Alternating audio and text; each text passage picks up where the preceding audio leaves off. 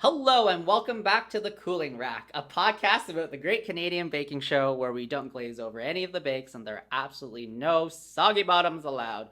My name is James. And I'm Michael. And welcome to International Week. We see height others. Okay, Michael's I really said trying. yes in 3 languages. I will have you know. You know, that is 2 more than most Canadians probably. So. I think I've been watching Drag Race Thailand, and I think ka is yes in Thai as Is well. it really? So I'm gonna throw in a 4th there. Right. Yeah. That sounds pretty interesting. Yeah. Good for you. Yeah. So what do you expect out of International Week? I expect Brazilian Carnival to come storming through the tent. And no.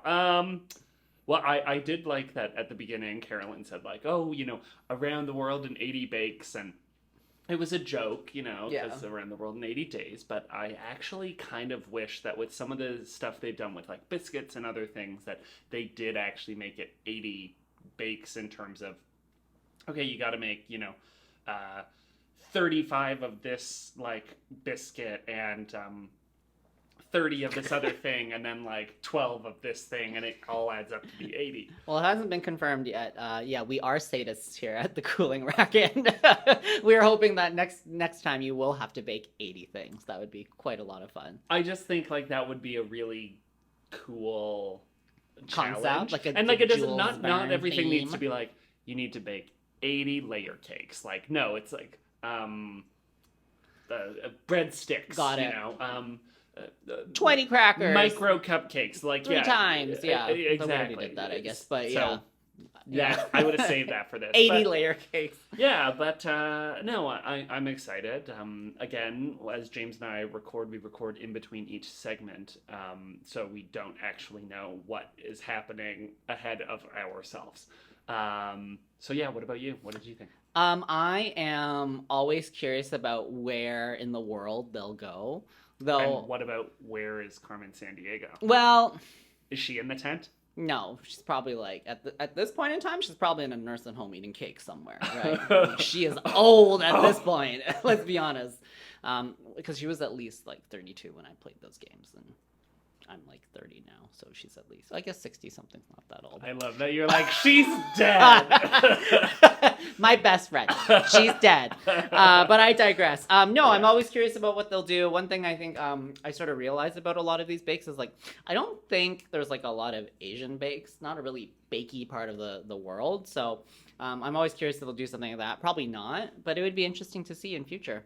Maybe they'll have mochi redux. Oh my god, mochi 2? Mochi 2. Too many Electric mochi. Boogaloo. Too many mochi. Too many mochi. Yeah. All right. So for the signature this week, Correct. I don't know why. I've watched this show forever and Yeah. I still get confused. You literally do a podcast about it. I know. And you can't get it straight. It's That's a okay. hobby. So for the signature, they had to. I'm gonna say it because you can't say it. They had to make a tres leches.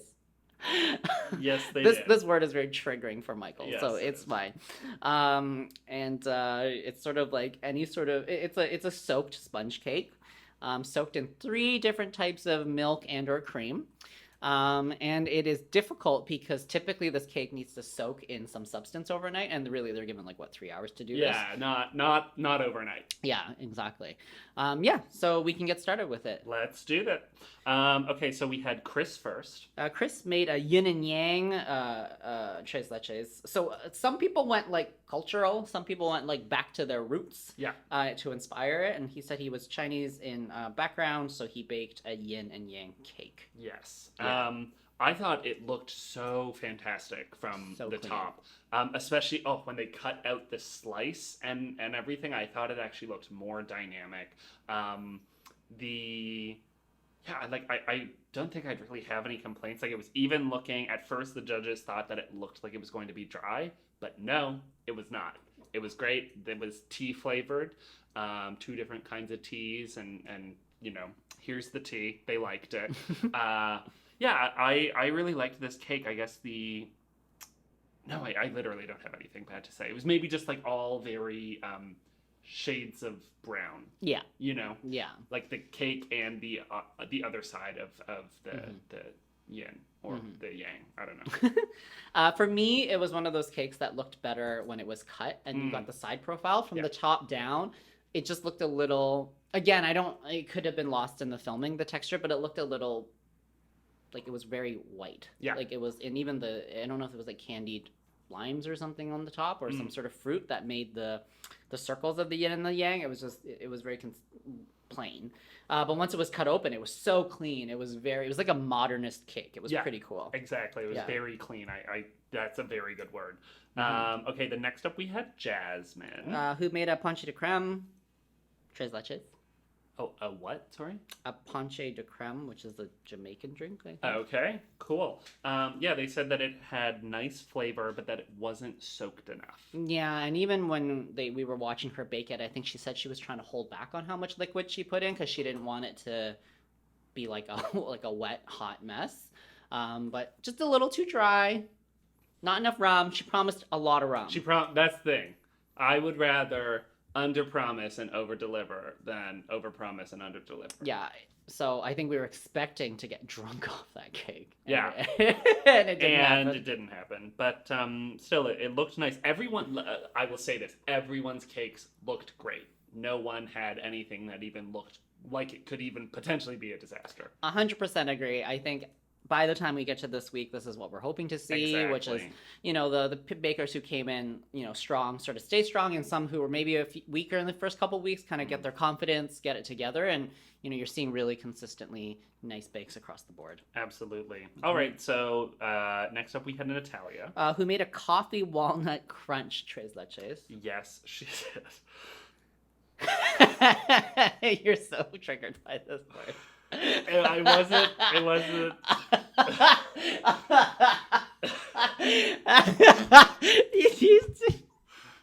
You're talking about the walnut thing. Crunch.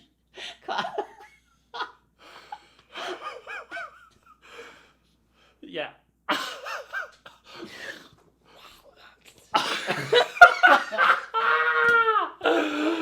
Oh my god. Do we cut that? Yeah. Okay. 7. Okay. I'll remember. Let's give 5 seconds of silence, and then I'll say next up we have Natalia. Okay. Do we need to?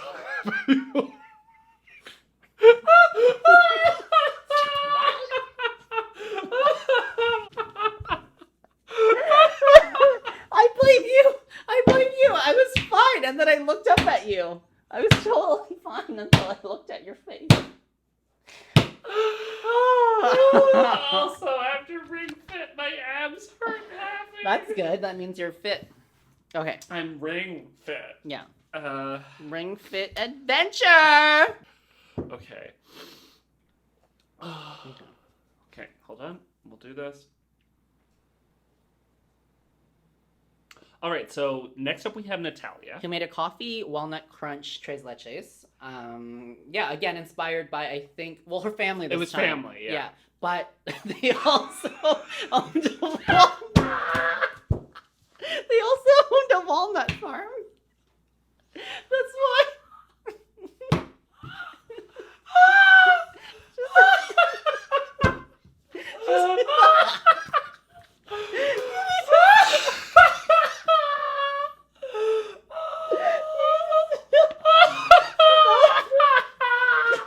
Just a family of walnut lovers.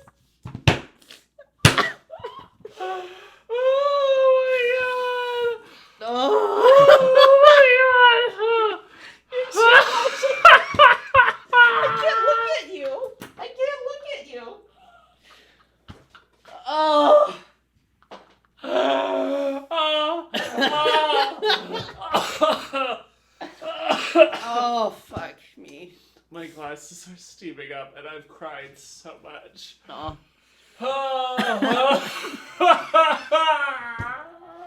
Coffee.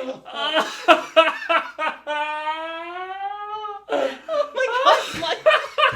I can't tell. You're too crazy right now. Oh my god. Oh.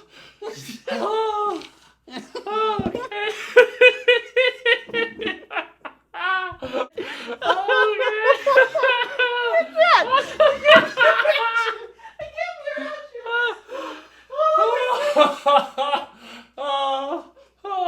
my god. It has to not be funny anymore. I know. Oh my god. It's like all the way down my neck. Oh, you're crazy. Okay. Yeah, okay, I think I hit it. Okay. Hold on, I actually think I'm ready to move past it. Okay, so how about you say what the cake is, and I'll immediately go into the feedback, okay? Okay. But I'll still do an intro, okay, so. And then next up we had Natalia. Oh my god! We're breaking. It's so bad. No, Right? but I no, but it can't be. This is the last episode. Okay.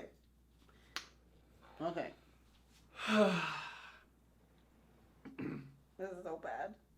Do you feel ready? I'm ready. Okay. Yeah. Just serenity now. Sorry. Yeah. Okay. Okay, hold on. Push it down. You're terrible. Yeah. You're terrible. Hey, I was good on the last Okay, take. fine. I'm not gonna look at you. Okay. Stop. Okay. Stop. Or else we're gonna skip her. Or else we're gonna have to skip her and go to someone else. Because I can't do this. Yes, could you imagine? We have to Okay. skip her. Okay. Hold on. We have to skip her. We have to skip her. I can't do this. It's too much. It's too much. Oh my god. Okay. Woo, Lord. I was not expecting this tonight. Me neither. Okay. That's literally like 10 minutes of us doing that. It's six and a half. Feels like 10. Okay. Ready? Yes. Okay.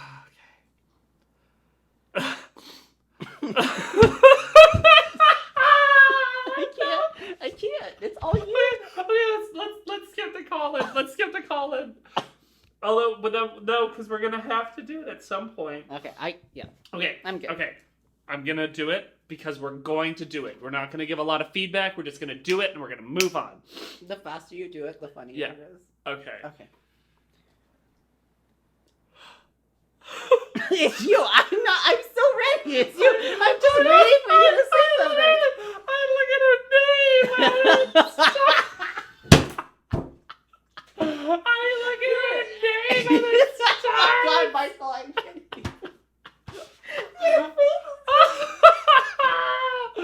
Oh, okay. Oh my God. Concerned goat. Okay, hold on. Maybe you drinking more beer would help. It won't. No, it will. It didn't. Here we go. Okay. And next up we had Natalia. Who made a coffee walnut crunch cake.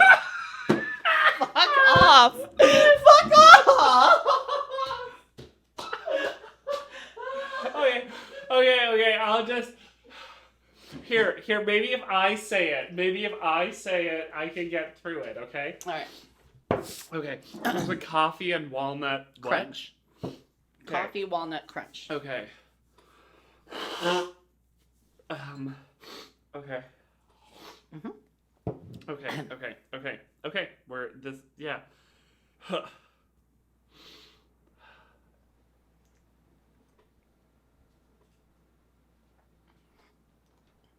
And next up, You can't do it. Okay.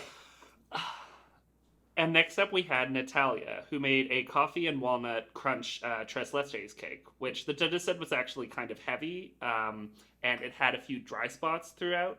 Yeah.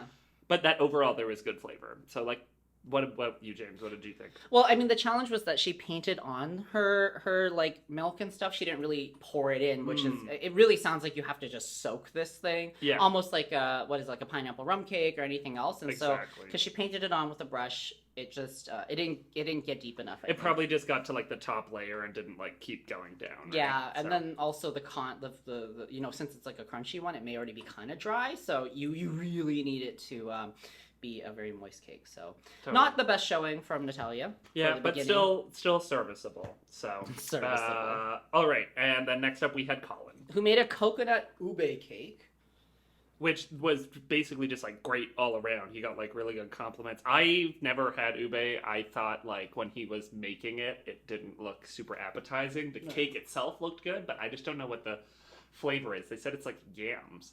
Yeah, so I imagine it's like purple sweet potato or taro. I imagine it's sort of like a similar thing.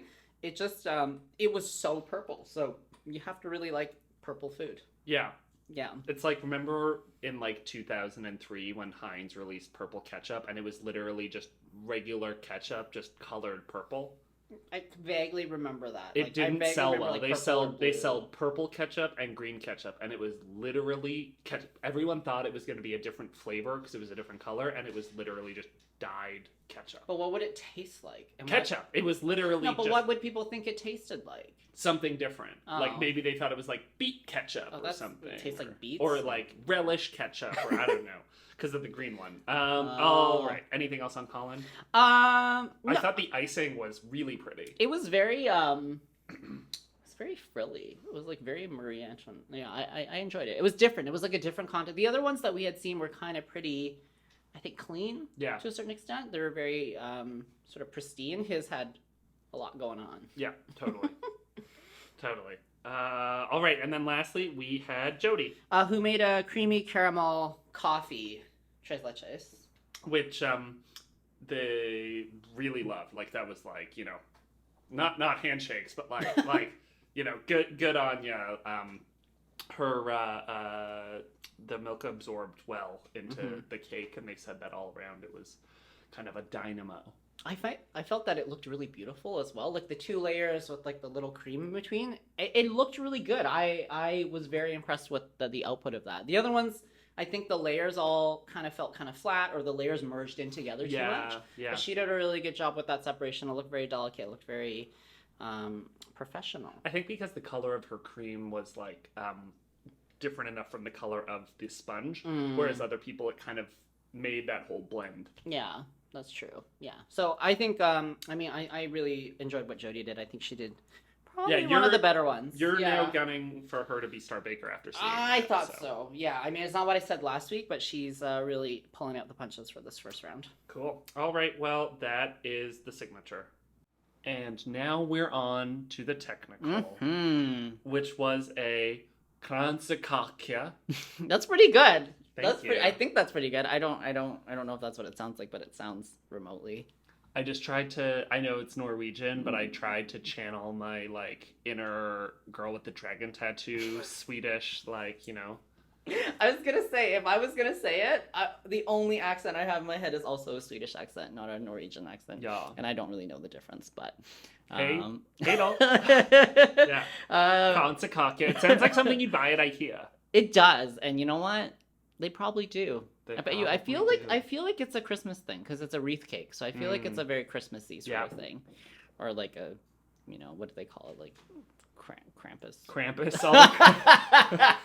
Krampus is like a bad Christmassy thing. Bad Christmas. Yeah. Cool. Yeah. So Kransekake, it's like a almondy. Like you kind of described it. Go ahead with a bit more. Oh, well, I mean, I think it literally means wreath cake, translated. Yeah, so it's a series of almond flour-based cake hoops. Hoops. And a hoop. And I hoops. Yeah, okay. God. But yeah, no, it's and they had to build a tower of 18 of these hoops that are sort of stuck together with, in this case, royal icing. And yeah, it just goes up. It's like those toys that you used to play with as a kid, or some of those like those like smart brain games where there's like, oh, there's 3 sticks and you have to put the hoops in the right order. Yeah, except there's only one stick. And well, there's no stick. There's Just no one. stick. So basically what I'm saying is not like that at all. But it's like that in that it's not like that. But it's not really a crispy bake. And I think this is what we see some folks get challenged with this week, is that it needs to be not quite browned yet. It's not this golden brown consistency, and it needs to be soft in the middle. It's a little bit sort of like it's like a neutered bake, which can be difficult for some folks. Sure. I don't know if I'd use the word neutered, but okay. I know.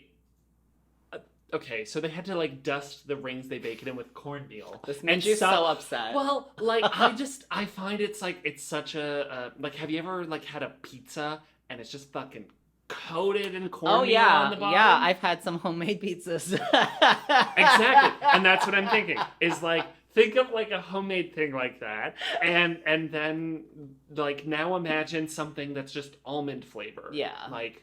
But with corn, like, because you can taste cornmeal. It's not like a flavorless thing. Yeah. So, and some people had a lot of cornmeal. And I get it, because in that amount of time, you don't have a lot of room for mistakes, and you don't want it to stick. So they probably, like, really just layered it on there. Yeah. Mm-hmm. I get it. Yeah. But I don't. It's similar to it in that it's not like that at all. I mean, I hear you, but I don't at the same time.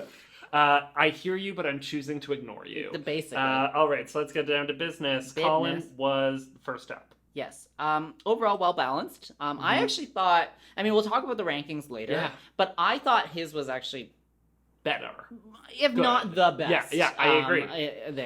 He had a couple like slightly darker ones, but his icing was great. It said he had good flavor. Like, to me, his looked the nicest. Yeah, and I don't think he cracked any rings. Like, they all seemed very consistent, and it was probably just the editing. But he looked like he was done and composed about his cake very early on. Yeah.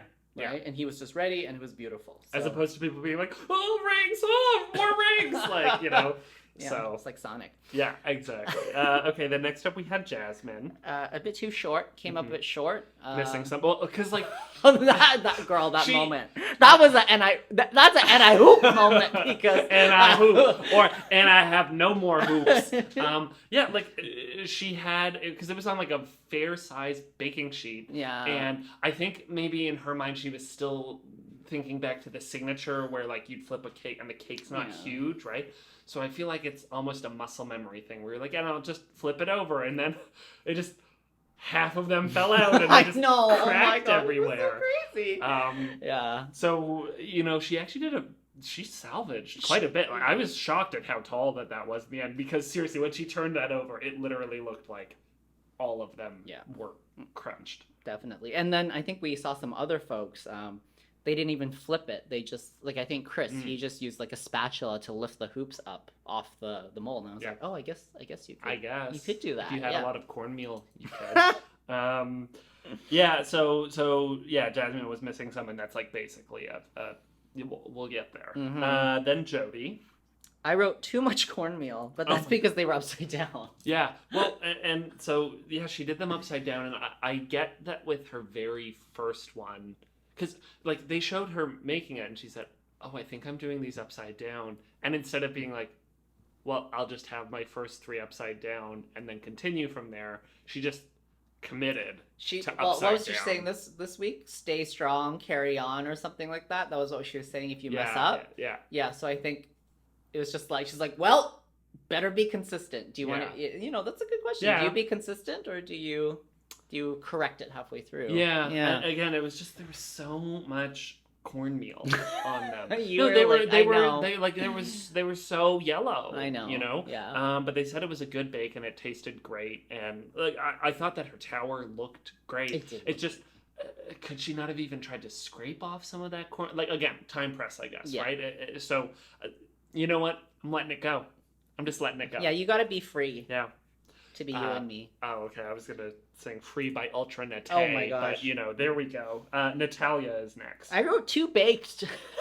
Yeah, they were a bit dark and too crisp. Yeah. So, She was I feel like she was almost remaking that honey cake that she made in week 1 in the figure 8. It was sort of like that, redux in a new form. She's kind of been. It's not been her greatest week this week. No. Have to say. Yeah, it's been not challenging. Off the top, no.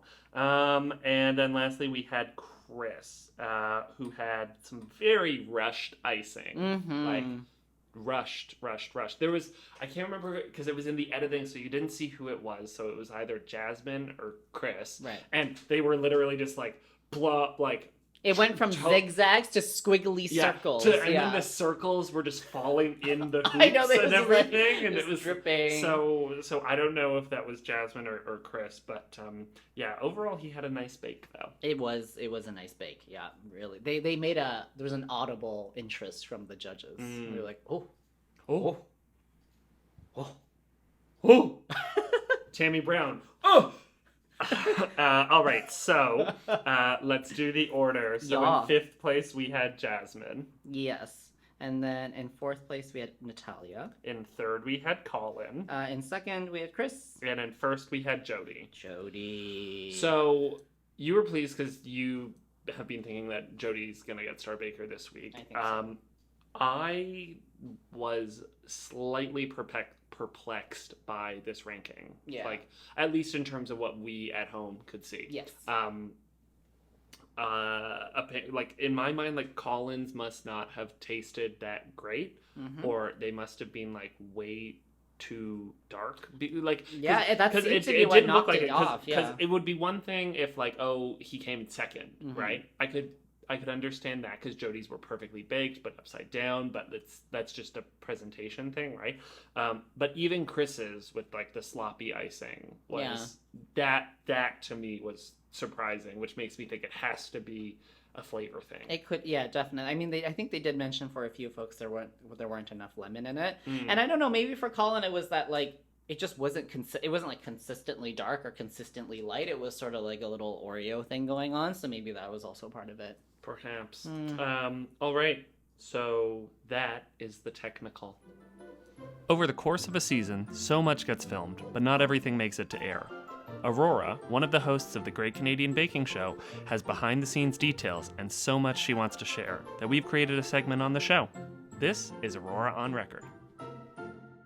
Which elimination was the hardest to determine? Because you get to sit in with the judges while they're making that decision. Now, the thing is, we don't get to listen to Bruno and Kyla's full-on discussion.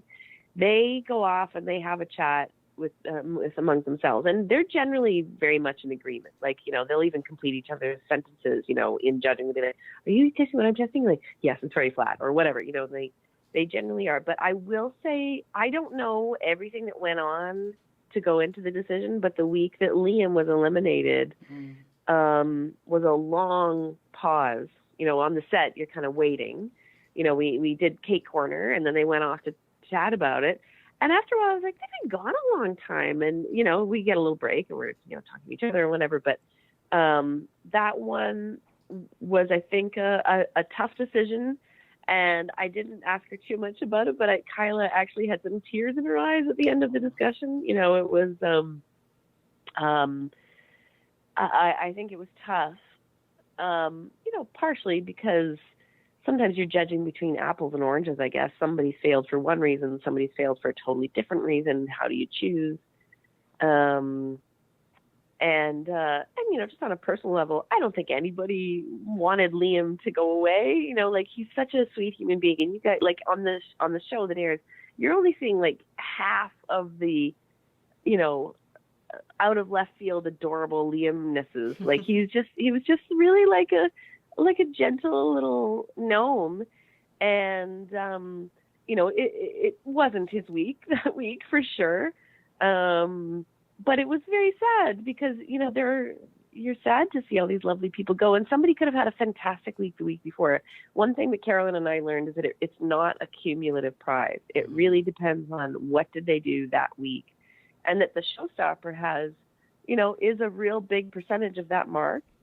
And, you saw it with Mary Lou. I think she was really close to getting Star Baker in week 1. She had that awesome iceberg. Oh yeah, that was the best. Yeah, it was so good. It tasted amazing. And we were all like, "Oh man, she's gonna go the distance, all her experience." And then boom, Cookie Week. and she just had this disaster on her hands, and that was that. And I think that was when Carolyn and I really got to realize, because we watched the show, we knew it, but it was like, you don't really know what goes on. We were like, okay, so that's really what it's all about. And so it really was from week to week. Everybody had to prove themselves with each bake. And of course, it's always the showstopper that's the third bake. So this week it was Cheesecakes of the World. That sounds like a pageant category, like Little Miss Cheesecake of the World Miss or something. Uncle Tetsu. Miss New York Style. Yes. Miss Sarah Lee. Ooh, yes. Girl. Little Miss Sarah Lee. Mm-hmm. Yeah. Little Miss Sarah Lee Frozen. Little Miss Deep and Delicious. Okay. All right. Oh no, not another laughing fit. I know. Okay. James and I had an extreme laughing fit earlier in the episode. Wild. That we It was 6.5 minutes of laughing. Yeah, we had to cut it for time. So, all right. So let's start. Yep. So first up, we had Natalia. She made a fruit explosion zapikanka. Zapikanka. It's like a cousin of the Kransekake. Of the kag, yeah. Yeah, apparently like kanka kaka cake. It's cake. Yes. Just cake. Yes. So, it had really nice marbling inside of it. Yeah, it was beautiful. I wasn't expecting that when she was making it. Yeah. Like, there was no hint that was going to happen. Yeah. Whatsoever. They said that there was really nice zest in the first cheesecake and everything. She had orange zest in it. Mm-hmm. And they both had good flavors. The second one had good flavor, but was a bit dry. It was a bit dry. I mean, dried fruit, drier cake. Yeah. Not the best. Yeah, I thought, it looked nice. Apparently she made the sugar dish on top. You were very troubled by the basket. Because I never saw her make it. She was peeling it out of the silicone thing. Was she? Yeah, she was. The silicone cookie mat. She was peeling, she made it on top of that. Yeah. Yeah. Okay. But it was filled with fruits. Yeah, and that was a really pretty topper to it. It was really nice, yeah. Yeah. Okay, then we had Chris. Chris made the strawberry mojito souffle cheesecake. Okay, I forgot that it was strawberry mojito. I was just expecting, Uncle Tetsu. Well, I think the Bavarian cream was supposed to remind us of strawberry mojito. Yes. But apparently the cream had kind of melted. Well, yeah. It's probably and hot. They said that it was perfectly baked, but was it really 4 hours of work? Well, unfortunately it was. Right? That's the problem with the bake. Should it have been 4 hours of work? Which is an interesting question because, especially when it comes to kind of everything else, what counts in a certain way versus another, right? Is doing something very well but less technically proficient better or worse than doing more advanced or that's fair. More stuff. Luckily, his flavor was there. Yeah. I feel like if he didn't have the flavor, then he would be in a lot of trouble. Yes, totally. Then we had Jasmine. Jasmine made the altar to Demeter. Demeter. Well, I was taught Demeter. Okay. Greek cheesecake. Okay. I really loved her concepts. You were saying you realized that she was such a big nerd while doing this because she's so into all this. She had so much knowledge of the mythology and everything. Yeah, she's nerding out over it. It was pretty amazing. Yeah, absolutely. Yeah. So the outside of her cake was really burnt. I know. What's funny is because she was like, "Oh no, they need 10 more minutes," and then they came out and they were pretty burnt. Yeah, it was kind of. I would never. I don't know, for me, when it reached my first estimate of baking or cooking anything, I never go oh, that's 10 more minutes. I'd be I'll look at it every 2 minutes. Yeah. Because it is a fine line from perfect into burnt. Mm-hmm. Which is so unfortunate because they said that the inside of her cheesecakes tasted delicious, but that the outside, they were just too overcooked and it was lacking toward the outside. And also with the marzipan where she made the grapes and she made the corn, it looked really beautiful. I think if it had been executed as intended, that would have been some really interesting work that was being done there. Yeah, they said there was a bit of a loss on the honey flavor, but oh well. Yeah. Okay. Then we had Colin. Cassava and cheddar cheesecake. Yeah, it was nice. Yeah. It was like I'm like cassava. I'm a little on, but I mean I would have had to have tasted. I'm also not a fan of like cheddar. Like an orange cheddar. I'm not. I love cheddar cheese. I just never would ever think or want it in a cheesecake. Yeah, I never understood cheese as a dessert, broadly speaking, until I had cheddar cheese on apple pie. That actually changed my life a little bit. Huh. It's actually really good. Really? Yeah, because I would never have thought that cheddar cheese on apple pie would taste good. Well, you know how like as a kid, as a snack, you eat like apple and cheddar, and it kind of goes well together. Sure. It's just like that with some sugar and the warmth. It's actually really good. Okay. Give it a shot. Does it melt the cheese? It makes it softer because you can sort of slice it, not too thin, but put it and makes it softer. Okay. It's a really good mix. You should give it a shot. Interesting. Give it a shot. Okay. So that was Colin's, which we didn't really talk about, and we talked about apples and cheese. Well, it was a good flavor overall. Bruno thought the cookie was a little bit thick. I thought it was interesting that he like made cookies to go on the cheesecake. Yeah. There's quite a lot of work there. Yeah. He definitely used like all of his time. Overall, I thought it was good, but it was all kind of the same color. I think that was part of it. Like there's a lot of that cookie cake color. We were lacking some of the very bright purple that was in his signature bake earlier in this episode. So. Could have balanced it out. Yeah. Okay, and last we had Jody. With the tropical celebration cassata. Yeah. Tropical showstopper. Yeah, I thought her cake was like truly a showstopper. The candied fruit, the sugarwork pineapple, like everything about this thing was just amazing. Like Jody is such an amazingly skilled baker, and it was so on display not only in this bake but this whole episode. Definitely. Yeah, it was really amazing to see what she could do in 4 hours compared to everybody else. Like there was a lot of detail, a lot of layers. There was actually like layers too, like physical layers to what she was doing. And yeah, she managed to really pull ahead this week. It was really interesting to watch. Yeah. And at the beginning of the week she said that she had no stress, she felt good. So yeah, I think it played out. There you go. And that all paid off because Jody was Star Baker. Yay! And she was like thrilled. She like jumped up, like, which we also found out apparently from Jasmine this week that they get like a little plaque and everything. I literally just thought it was like a pat on the back. Yeah, I thought it was. Well, I mean, if you win the show, you only get like a bowl that says that. So I didn't think you got anything. Yeah, but that's cool about that. That I actually like that idea of the plaque because like if it's all just for the experience of it, that is a part of the experience is winning Star Baker and having a little keepsake. Is it's nice. I really like it. So Jody was thrilled to have won. Unfortunately, though, we do have to say goodbye to somebody, and that somebody was Jasmine. Which was a bummer because I feel like this was burnt.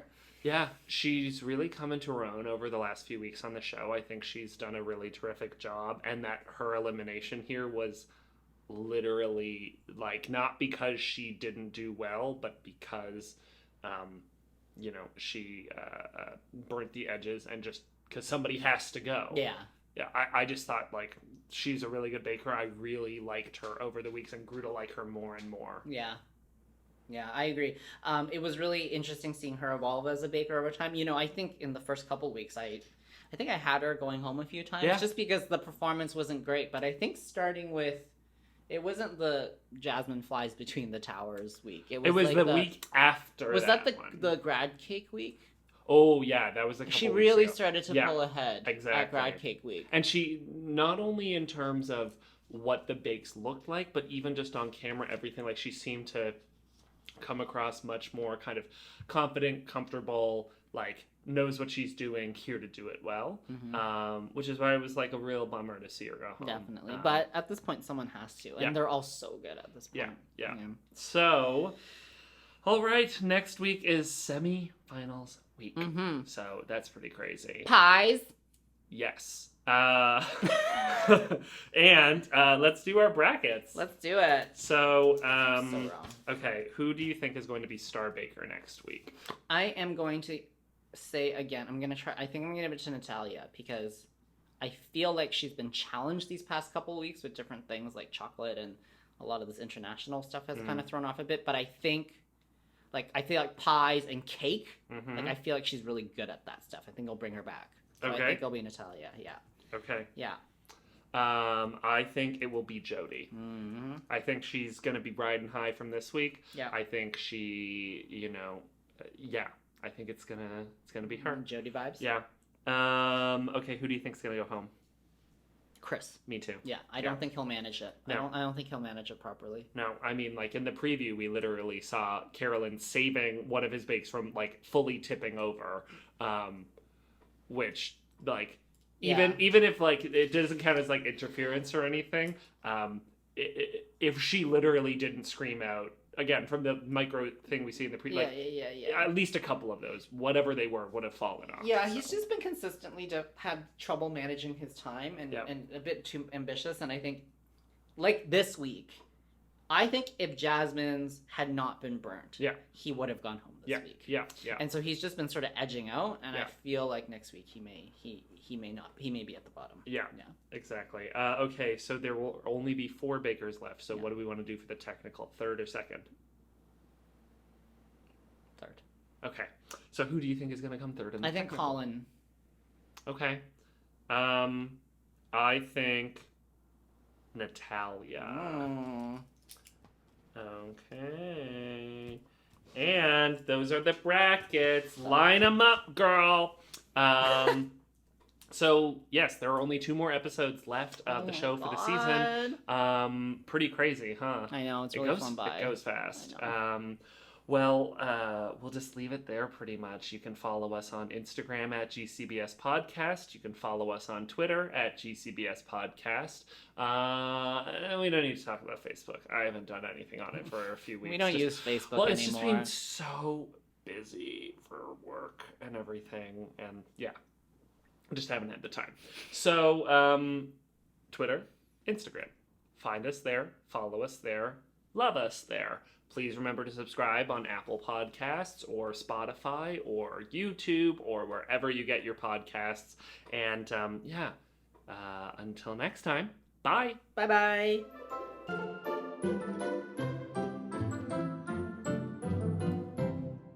The Cooling Rack is a Messenger Bag Media podcast. For more on how Messenger Bag Media could be your business's one-stop media shop, visit messengerbagmedia.ca.